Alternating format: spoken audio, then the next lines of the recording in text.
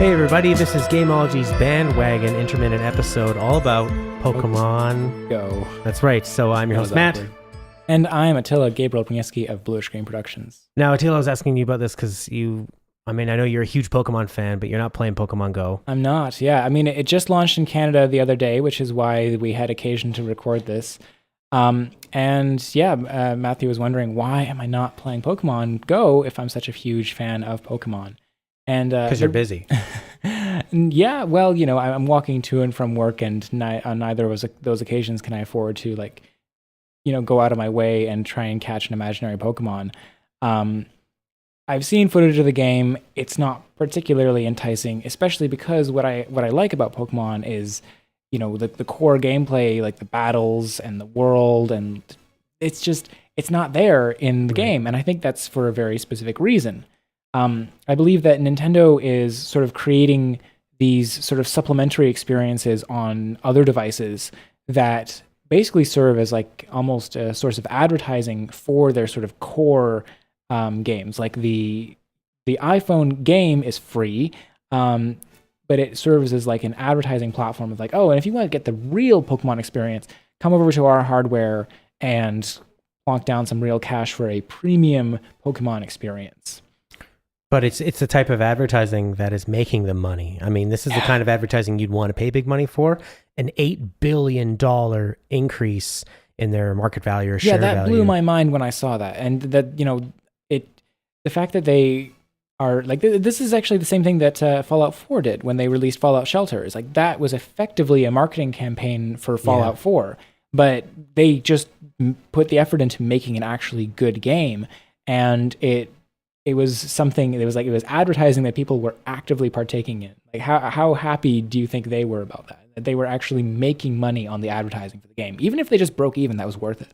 For sure. And we're seeing this in other advertising realms where instead of having an ad that people are conditioned to tune out, like, oh, it's an ad, I don't want to hear about it. Now, say Jack Daniels, the whiskey company, instead of just trying to force an annoying radio ad down, they'll set up an area where they bring you in and they give you food, and they'll pair it, food that perfectly pairs with the whiskey. You're seeing all this whiskey merchandise everywhere, and it's that kind of engaging marketing that are people going towards, and people will download this game because it's just pure fun. You don't have to spend any money, but it's getting Pokemon on your mind. I mean, we've seen stories come out that obviously the price for the Pokemon Red and Blue Game Boy cartridges are skyrocketing big time. They're probably up just as much as the Nintendo shares because it's reminding people like, right, yeah, Pokemon was pretty fun. And because this is a shallow experience, you want to go deeper. I mean, it's really perfect that way. Will they evolve it in a way so that you could do more of like the battling or the turn-based battling? I don't know, because it seems to fit a mobile experience to just catch something, grab it, and move along. Because a mobile phone is something that does a lot of tasks for a short amount of time. Check your email, send a text, take a phone call, capture a Pokemon. Yeah, I mean, you were originally concerned that Nintendo was going to like abandon their... You want to go ahead with that? Yeah, I was thinking about Konami and how they've ditched the Metal Gear Solid idea. They seem really against giant projects, and it makes a lot of sense. I mean, a game that costs you hundreds of millions of dollars that has to sell... Nintendo said they have to sell, 10 million units of Zelda to break even of the newest Zelda. This... I mean, if you're a money person, and these are businesses, they're in it to make money, and they have. You'd like to think they have this heart of the gamer, as Iwata said, rest in peace. But in the end, it is a money thing, and I'm hoping, best case scenario, that all this money from Pokemon Go just means Nintendo can stay very vibrant.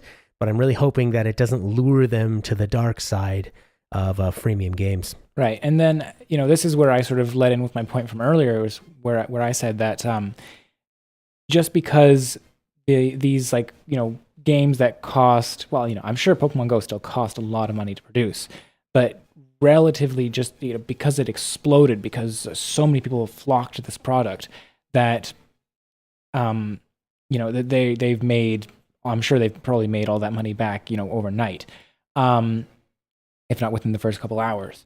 But the thing is, this was such a massive flash in the pan kind of thing that, this is the reason that Pokemon Go is so popular, is because it was building on decades, right? Pokemon's been out for 2 decades at least, I think. First one came out in 1996. Yeah, there you go. So this is building on literally 2 decades of popularity and hype and people who loved the core games. And as I said, this game is just going to serve as a sort of gateway for people to say like, I like this Pokemon thing. Maybe I'll try the actual game out. And it's funny how like I like the core Pokemon games. I'm not playing Pokemon Go. I've heard so many people talking about like they don't even play Pokemon. They don't even like Pokemon, but they'll play Pokemon Go just because it's this phenomenon. It's just like, it's kind of cool to see Pokemon superimposed, a little twitchy in the real world.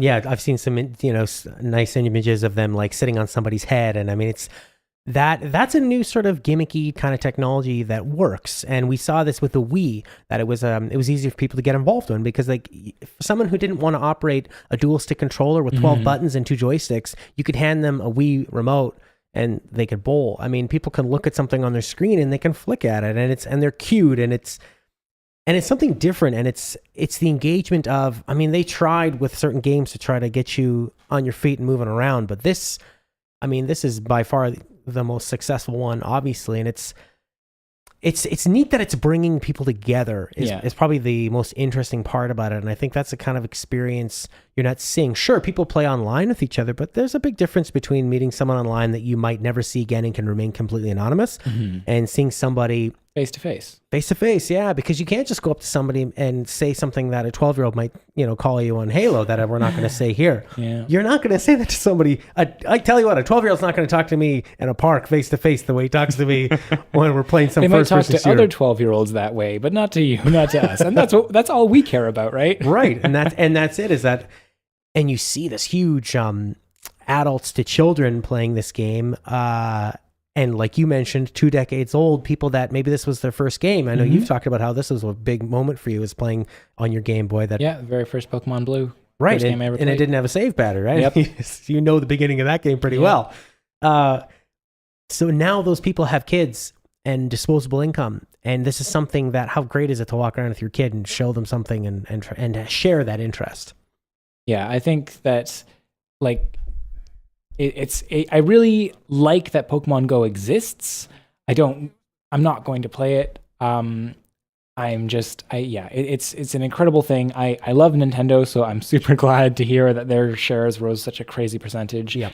I hope it persuades them to do more things like this. I don't think anything's ever going to convince them to put their actual like first party games on third-party hardware like Android or iOS, because as I said, this is the gateway. This is what they're doing, is that they want you to.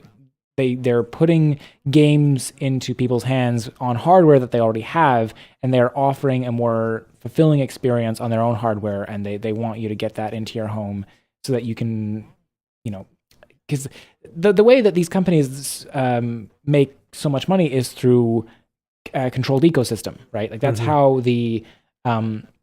that's how Apple's made ridiculous amounts of money on the App Store. They don't have to make any apps themselves. They just have to control an ecosystem where they get 30% of every single sale. They take a huge premium compared to other platforms. And that's why Nintendo doesn't want to make a whole lot of money on Pokemon Go. They want you to play Pokemon Go so as long as you're happy with it, but then they want you to come over to their ecosystem where they're getting 100% of the profit on much larger investments, right? Like the average person is probably going to spend a stupid amount of money on in-game microtransactions in Pokemon Go, but they're going to be plonking down, $40 for a 3DS game, $60 for a Wii game or Wii U game, even more for who knows how much the NX games are going to cost.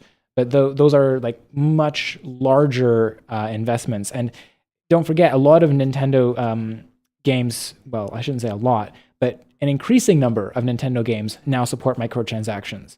A lot of the 3DS games, there are like at least 2 free Pokemon games on the 3DS that you can get right now for free and play for free. They're just like, there's one's like a match 3 puzzle game, and one is a I don't even know how to describe it. It's like a Pokemon Rumble. That's what the game's called. Okay. But it just you have little like Pokemon figures that you move around in battle, and both of those games are free and microtransaction supported. On Nintendo's ecosystem, they're getting 100% of the profit. They are not giving that up.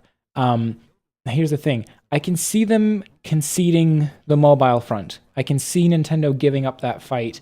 I know that there's been like rumors of the NX being able to do something beyond the sort of core console space. Like the console is going to do something on its own, and then maybe you can take the controller with you, and it can act as its own sort of thing. But I don't think Nintendo, they've got maybe one more mobile console in them. Sony had to pull out. Sony had to give up on the Vita. They're not going to do anything else in that space. But if Nintendo's sort of conceding the front of mobile hardware, of just saying like, okay, we'll basically release these free advertising campaigns on your iOS and Android devices, but if you want to get your good old Nintendo, you come home and you play on our console, because that's, talking about business sense, talking about bottom line, that is the bottom line. They are going to continue creating that premium experience, because that's what fuels the interest and demand for the free products, which, it creates this nice cycle of like, the free products bring you into the hardware on your home console, and then the hardware home console provides premium experiences, which make you interested in the free experiences, and so on and so forth. Yeah, they don't want to put this stuff on any Microsoft or Sony platforms. Mm-mm. It's not going to be in the Windows App Store. They want to keep it apart from them. And you mentioned the word gateway drug to get people to come to Nintendo. I said gateway. I didn't say gateway drug, did I? No, you didn't. I just filled that in with my drug-fueled mind. But I almost think of it being a gateway for Nintendo, being so tempted by the success of Pokemon Go that maybe they might want to bring in Mario to the party. And could we see him on a phone? I mean, yes, absolutely. Yeah, I mean, the way you're seeing it. I mean, is there any confirmation of that? No. I'm just saying that they might. They are. I'm absolutely sure that we are going to see a Mario-based experience. You didn't see the air quotes there, but they were there. Trust me. I heard them. You're not going to have Mario platforming on a phone, because your phone doesn't have a joystick and it doesn't have buttons. You are going to have something with Mario's face on it in an app. That's going to happen. You're going to have Smash Brothers. You're going to have all the Nintendo franchises in some form or fashion in an app. But like a Mario Paint AR game. Yes, exactly. Something like that. That's not the core Mario experience. God, I can't believe that this game is not like Pokemon Snap. I know you can take pictures of Pokemon in the real world, and that's such a quiet feature of it, but everyone wanted Pokemon Snap, and if you could, if they could take advantage of like the phone's capabilities to make Pokemon Go more like that, well, maybe I will download it after all. Because I know that you can do that now. I know that you can take pictures of Pokemon in the game space, but they don't look great. They don't look great. And furthermore, you can't place Pokemon in the world. These are Pokemon that are already in the game world, and then you can just create a sort of opportunity around. I know that is the sort of essence of photography, of like wildlife photography, is like finding here we see the Pokemon in their natural environment, and trying to snap a photo of it, and then getting in on it and making some shenanigans, making it look like it's sitting on your head or something like that. Right. But I'd be very surprised if we didn't see more experiences on the mobile space, especially given the success of Pokemon Go. But I will be shocked, and I entirely acknowledge that I could be proven wrong here, but I really do not think we are going to see any core Nintendo experiences on mobile hardware, at least not for a while. Yeah, I think they'd really have to be tempted into it. And I really appreciate that Nintendo gets it, that finely tuned platformers just don't work on a phone. I mean, I've gone through a phase where I thought it'd be great to have a Game Boy Advance emulator on my phone, but unless it's an RPG or something, it's just, that's it. Yeah, you don't want to play Metroid or Mario that way.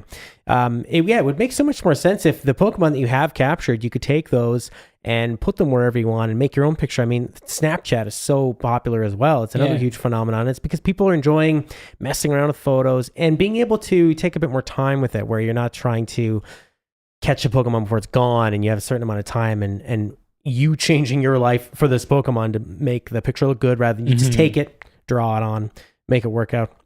Well, that was our bandwagon episode on Pokemon Go. You can sorry. Yeah, you can find me on Twitter at GameThinkTalk. Attila? You can follow me on Twitter at BluishGrainPro, or you can visit my website, bluishgrainproductions.com, where you can find my extended thoughts on the things that we discuss on the podcast, as well as submit your own questions or comments to be read on the show.